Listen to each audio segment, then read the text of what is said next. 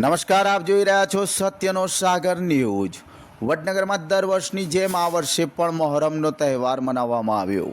વડનગર અમતોલ દરવાજા ચકલા વિસ્તાર અને અમરથોડ દરવાજા સેબરવાડા વિસ્તારમાં તાજિયાનું આયોજન કરવામાં આવતું હોય છે, જેમાં વડનગર ખાતે તાજિયા દરમિયાન વહેલી સવારે હજરત ઇમામ હુસૈનના અજાદારો પોતાની માનેલી માનતા એટલે કે ટેક પૂરી કરવા આવતા હોય છે। બાળકોને પણ ગોળ અને મીઠાઈ જેવી અલગ અલગ વસ્તુઓ દ્વારા માનેલી માનતા દરમિયાન પૂરી કરવા આવતા હોય છે અને શ્રદ્ધા સાથે યા હુસૈનના નાદ બોલતા હોય છે। તેમજ વડનગરના તાજિયા આગલા દિવસે સાંજે બહાર લાવી ચોરા ઉપર દીદાર માટે મૂકવામાં આવતા હોય છે।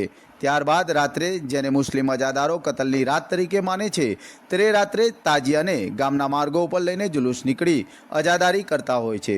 વધુમાં તાજિયાના દિવસે સાંજે દૂધ, કોલ્ડ ડ્રિંક, શરબત જેવી ન્યાજ એટલે કે પ્રસાદીનું પણ આયોજન કરવામાં આવતું હોય છે અને સાંજે જુલુસ કરી વડનગર નગરના માર્ગો ઉપરથી નીકળી અને તાજિયાને યા હુસૈનના નાદ સાથે વિદાય આપવામાં આવે છે।